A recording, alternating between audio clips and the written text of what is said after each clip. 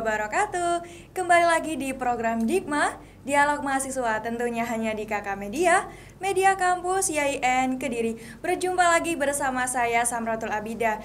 Dan kali ini kita sudah kedatangan narasumber yang juga salah satu dari mahasiswa YIN Kediri. Perkenalkan, namanya Kak Imro'atul Isna Maghfirah. Hai Kak. Iya, hai juga Kak. Boleh ketawa kalau mau ketawa? Iya sudah. Sudah ketawain. Oke. Iya. Kak, ini kalau boleh tahu dari prodi KPI ya? Iya, sama dengan kakaknya juga. Semester 5 juga? Semester 5. Dulu kelasnya kalau boleh tahu kelas apa? Saya kelas apa ya? Kelas E. Oh, kelas E. Oke. Iya. Kita tanya dulu kabarnya gimana hari ini. Alhamdulillah baik sekali. Alhamdulillah. Begitu pula yang saya harapkan kepada pemirsa KK Media. Sebelum kita berbincang-bincang lebih lanjut lagi, saya akan membacakan sedikit ulasan dari tema dan narasumber yang akan kita bahas kali ini. Mahir berbahasa tentunya suatu kebanggaan tersendiri untuk seseorang. Jika kita mempunyai skill itu penting, karena di zaman sekarang perkembangan dunia tuh sangat pesat. Apalagi di dunia sekarang banyak sekali yang memiliki skill berbahasa Inggris. Itu sudah tidak asing lagi bagi kita. Perbincangan kita kali ini bersama salah satu narasumber dari mahasiswa YIN Kediri, yakni Kak Imro'atul Isna Maghfirah. Tentunya dengan tema kita kali ini berbicara 3 bahasa dalam sehari-hari. Oke Kak Isna, kita lanjutin lagi perbincangan yang tadi. Oke. Kalau boleh tahu Kak Isna nih kuliah di sini kan sama kayak aku nih, komunikasi juga. Iya, benar. Semester 5 juga. Kalau boleh tahu dulunya kelas apa? Kalau saya itu kelas E. Iya, benar kelas E. Jadi emang ini ya, kita seprodi cuma kelasnya emang beda-beda. Jadi nggak pernah ketemu juga. Nggak pernah, soalnya kan online. Betul. Iya. Oke, jadi dari tema kita kali ini kan bahasa, 3 bahasa dalam sehari-hari. Boleh nih Kak Isna nunjukin dulu atau perkenalan dulu sama teman-teman dalam bahasa Inggris ataupun bahasa Arab. Boleh milih ya ini? Boleh. Kalau pakai bahasa Arab aja gak Boleh apa-apa kan? Boleh banget.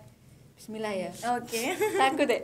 Kenapa takut Kak? Ya takut, soalnya nanti di apa itu kan dilihat banyak orang. Takutnya tuh mufrad kosakata saya itu keliru kayak gitu. Tapi gak apa-apa lah. Kan sama-sama belajar. Betul ya. banget. Kan semuanya perlu belajar gitu. Ya, proses. Iya. Langsung aja deh boleh perkenalan. Assalamualaikum warahmatullahi wabarakatuh.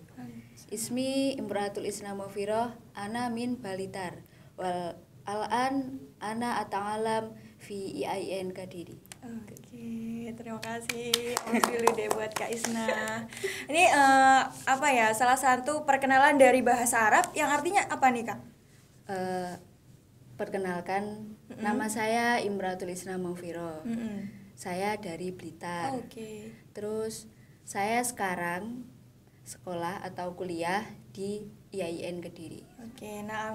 Dan gitu Kak? Iya. Naam itu bahasanya iya ya, kalau Naam. nggak salah. Itu kalau nggak salah pelajaran waktu terakhir kali MI nggak sih? MI SMP masih ada lah bahasa Arab. Semester 1 ada. Kamu lupa ya? Iya lupa Kak. Kalau enggak itu biasanya apa? Lah Lah aja gitu ya. lah gitu. Lah. Oke. Kan udah tahu nih asal dari Kak Isna nih dari Blitar. Nah, jauh-jauh dari Blitar ke sini nih niatnya kuliah apa gimana?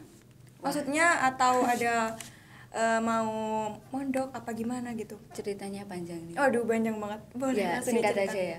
Nggak apa-apa. Awalnya tuh saya kan niatnya tuh kuliah di Tulungagung ya. Oke. Di salah satu perguruan tinggi di Tulungagung. Oke. Itu pada tahun 2019. Oke. Terus ya Lebih terus, tua dari aku 1 tahun. ya, ya, tapi kita setara lah. Betul. Terus Terusnya juga masih sama lah ya. Iya, sama. Sama.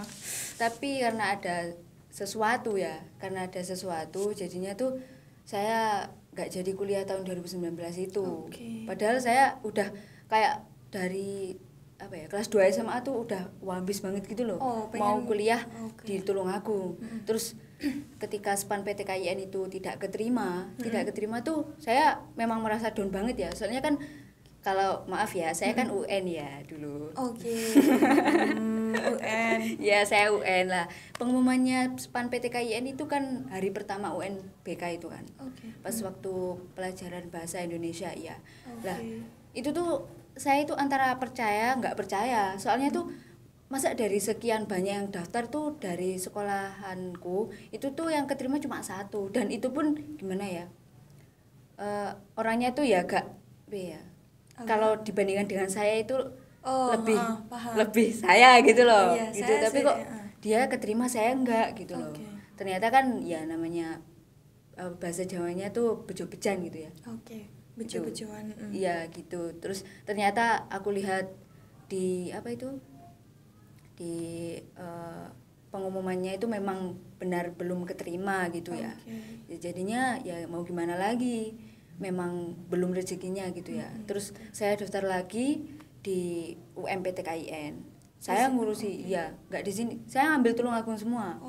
Ambil Tulungagung semua, kan ada 3 pilihan kan, itu 3 kampus, 3 jurusan.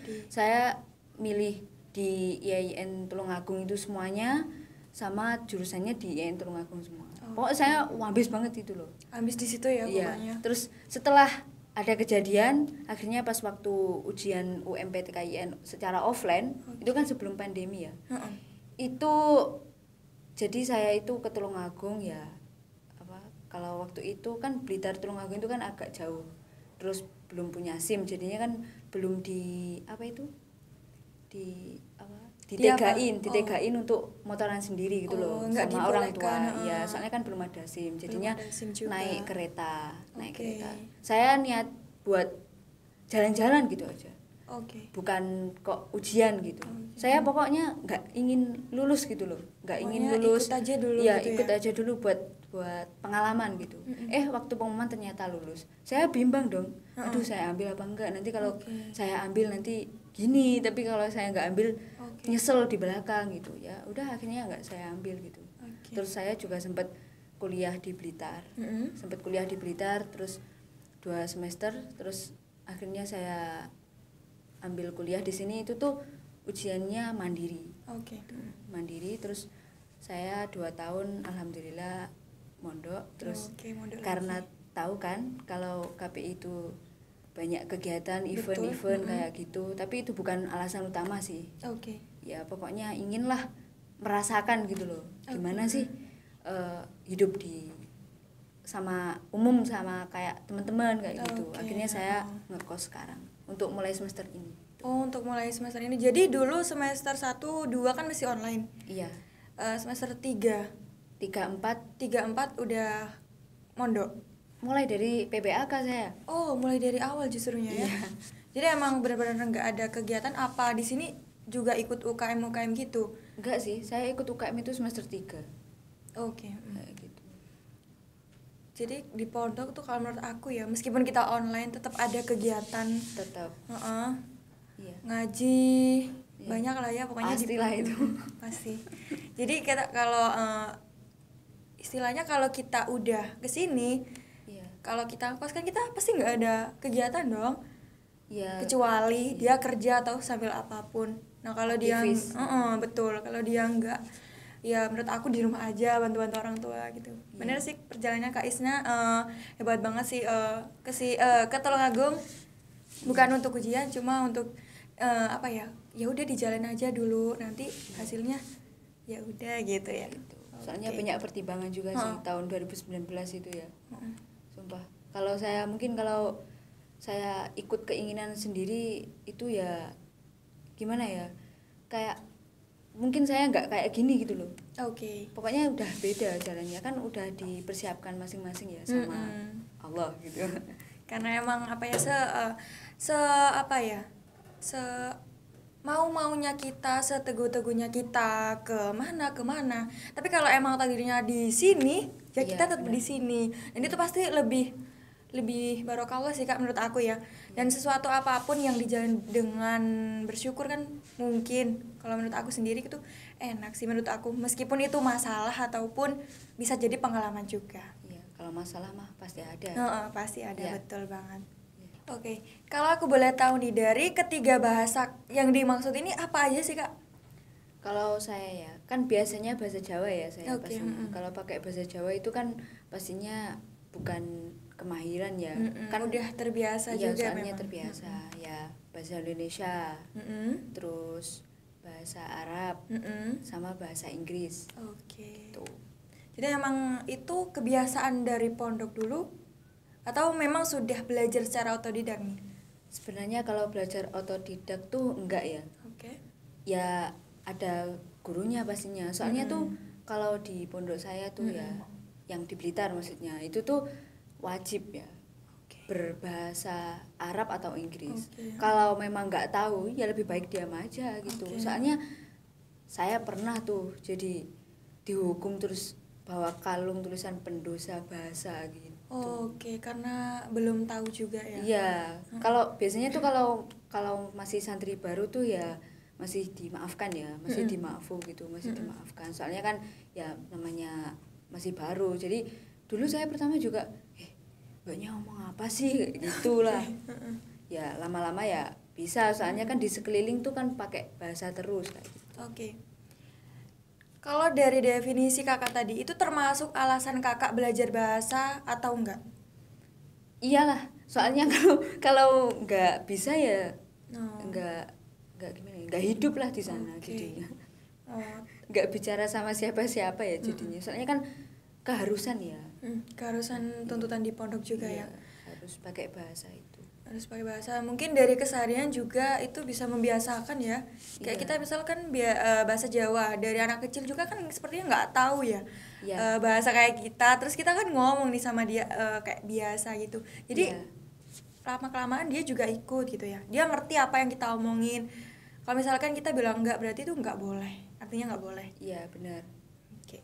Sulit atau enggak sih Kak sebenarnya belajar bahasa, apalagi langsung ya bahasa Arab juga bahasa Inggris? Sebenarnya tuh ya ada sulitnya. Kalau memang awal tuh ya merasa sulit ya. Kalau sudah bisa mah bilang itu loh enak. Kayak seru kayak gitu. Soalnya tuh gimana ya? Jadi wah, apa orang lihat tuh keren, bisa bahasa Arab, bisa bahasa Inggris kayak gitu. Tapi tuh kalau kita yang ngerasain biasa sih kayak gitu. Soalnya kan ya memang di sekelilingnya tuh kayak gitu. Gitu. Menurut orang yang belum bisa, kalau menurut aku ya mereka tuh udah gini, aduh bangga banget sih udah bisa bahasa Inggris sekaligus bahasa Arab. Walaupun itu dulu harus karena tuntutan di pondok, tapi seenggaknya kita keluar dari pondok sudah punya ilmu tersebut, betul nggak? Iya, betul. Kalau sendiri sekarang tuh rindu nggak sih sama masa-masa di pondok, ada yang bisa diajak bicara gitu? Ya rindu banget. Tapi kalau masalah ajak bicara ya itu tuh di rumah mah bisa. Oke, di rumah bisa. Ada temannya di rumah? Ya kan saudara saya, kan saya punya kakak laki-laki ya. Itu juga satu pondok dengan saya. Sampai sekarang pun juga masih di sana kayak gitu. Jadi misalnya keceplosan tuh masih nyambung kayak gitu loh. Terus masih enak lah ya diajak bicara. Adik saya juga gitu. Aduh, enak banget. Keponakan sih juga, keponakan bukan kandung. Itu masih di sana juga, baru wisuda tahun ini sih. Jadi ilmunya masih terasa ya. Iya. Meskipun udah lama banget keluar dari pondok. Nah, dari 3 bahasa tadi, apakah kakak nih mau belajar lagi bahasa asing lainnya? Misalkan Korea ataupun gimana gitu? Enggak, cukup itu aja. Cukup itu aja. Iya, itu bagi saya ya. Kan ada yang bilang ya, kalau kemampuan seseorang itu tuh kalau di enggak yang berhitung, itu tuh yang satunya di kemampuan berbahasa kayak gitu kan. Saya dengar gitu. Lah, kalau diomongin masalah berhitungan saya memang kurang ya. Kurang banget malahan. Ya bisa, tapi tuh perlu belajar lagi gitu loh. Tapi kalau berbahasa itu alhamdulillah ya, kalau menguasai banget ya belum, tapi tuh ya mampu lah lebih ya, dari yang hitungan ya, betul. Sedikit cerita dari aku juga pernah gitu Kak, disuruh belajar nih antara bahasa Inggris dan juga bahasa Arab, tapi aku kalau belajar bahasa Inggris tuh kayak udah beberapa kali sempat les tuh 3 kali, tapi nyangkutnya juga di bahasa Arab, walaupun di bahasa Arab tuh kayak otodidak gitu, daripada bahasa Inggris yang kita harus les. Ataupun menghafal vocab ya, istilahnya kan sama aja kayak kita belajar di rumah kan sama aja. Benar. Cuma emang kadang orang kan ada kemampuannya di sini di situ, dan seperti kakak tadi lebih mampu di bahasa ketimbang di perhitungan. Soalnya di pondok itu kan juga di jadwal ya, seminggu bahasa Arab, seminggu bahasa Inggris kayak gitu. Tapi saya juga kesehariannya tuh tetap pakai bahasa Arab aja. Soalnya kalau bahasa Inggris tuh gimana ya, apa ya, grammar-grammarnya itu loh. Meskipun kita ya pasti belajar tuh dari TK, dari MI, SD gitu sampai kuliah pun kan ada, tapi tetap gak paham gitu loh. Iya gak sih?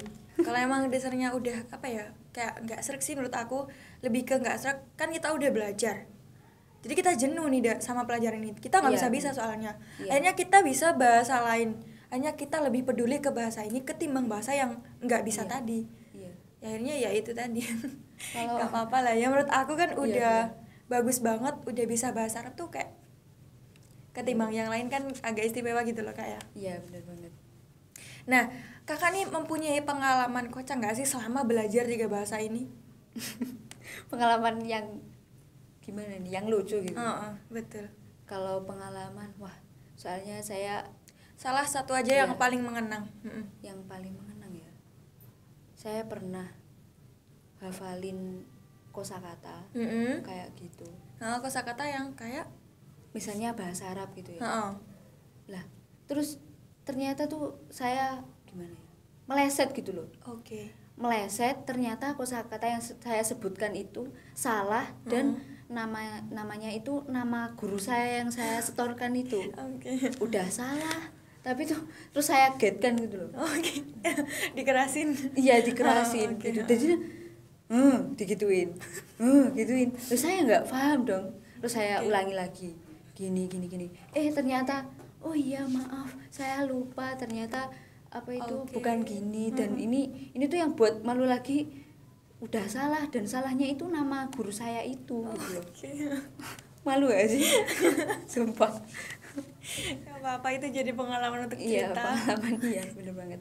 Betul. Nah dari keistimewaannya kita bisa belajar, kita bisa 3 bahasa itu apa aja? Istimewanya ya. Kalau menurut saya tuh kalau pakai bahasa Arab ya, pastinya kan kita bisa tahu tuh nahwu, betul. sorof, terus mempelajari imriti, alfiyah kayak gitu, terus tasrifan kayak gitu, terus apa itu, kalau bahasa Inggris itu kayak dari saya kan belum tahu secara lebih dalam ya. Sebenarnya tuh kalau umum ya, kalau umum itu kan lebih kerenan bahasa Inggris ya daripada bahasa Arab. Tapi kalau saya tuh enak memahaminya tuh dari bahasa Arab itu. Jadinya kalau istimewanya tuh orang lihat tuh kayak, wih, iso bahasa Arab. Kayak gimana ya? Kok bisa sih kamu tuh belajarnya dari mana kayak gitu. Terus kalau saya biasa enggak gitu, kayak sombong gitu loh. Kayak gak sombong sih, kayak tapi menurut refleks gitu loh. Dari diri kita kan udah biasa. Jadi kita katanya ya udah biasa aja. Cuma dari orang lain kan menangkapnya, kita yang nggak tahu apa-apa lihat orang seperti kakak nih bisa belajar bahasa Arab, bisa ngomong bahasa Arab, udah wow gitu loh. Iya benar banget. Kayak bukan kehidupan sehari-harinya, termasuk kayak kita punya pengalaman baru nih, punya teman bisa bahasa Arab gitu. Iya benar banget sih. Apalagi saya itu kayak gitu tuh udah, maksudnya belajar apa kesehariannya pakai Arab Inggris itu kan lumayan agak lama ya. Betul. Se-worth it apa sih kita bisa belajar 3 bahasa itu tadi? Gimana ya? Gini aja deh, aku persingkat, memilih belajar atau tidak sama sekali. Kan kadang kita belajar ada kalanya kita nyesel. Iya. Tapi kalau kita nggak belajar, kita akan nggak tahu apa-apa. Iya benar banget. Lebih ke mana nih? Lebih baik ya belajar. Belajar daripada tidak sama sekali. Kalau masih apa itu keinginan ya, masih keinginan itu pun juga udah bagus ya.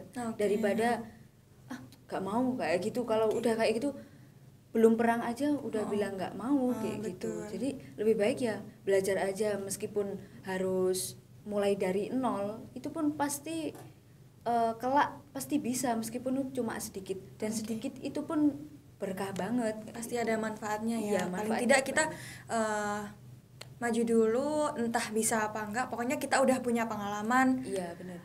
Entah kapan nanti pasti bisa manfaat lah ya. Iya. Sebelum aku akhiri ini, mungkin kakak punya tips dan trik untuk para teman-teman yang ingin belajar bahasa. Iya. Kalau dari saya tips sedikit ya. Buat kalian yang ingin belajar bahasa asing, sering-seringlah untuk mendengarkan percakapan ataupun lagu yang kalian ingin pelajari, misalnya bahasa Inggris, ya kalian dengerin lagu-lagu bahasa Inggris kayak gitu, terus percakapan-percakapan bahasa Inggris kayak gitu. Terus jangan pernah dengerin apa kata orang. Yang penting kalian tetap teguh pendirian, tetap semangat, jangan pernah menyerah. Itu. Betul. Oke. Terima kasih Kak Asna karena sudah bisa menghadiri Dikma kali ini. Ya, terima kasih kembali. Betul. Sebelum saya akhiri, saya akan menyampaikan kesimpulan dari percakapan kita kali ini. Perlu diingat-ingat lagi, kalau kita mau mencapai suatu usaha, kita tidak perlu harus menuju hasil akhirnya seperti apa. Yang penting kita menjalankan apa yang harus kita lakukan dan dibuat se-enjoy mungkin, senyaman mungkin. Entah itu kita ada terpeleset ataupun apanya, insya Allah itu bisa dibuat pengalaman atau cerita di masa depan lah ya. Karena sesuatu tidak akan pernah kita rasakan kalau kita tidak mau melewati dan tetap stuck di situ aja. Saya Samrutul Abidah beserta kru yang bertugas pamit undur diri. Tetap saksikan Dikma Dialog Mahasiswa tentunya hanya di KK Media, Media Kampus YIN Kediri. Wassalamualaikum warahmatullahi wabarakatuh.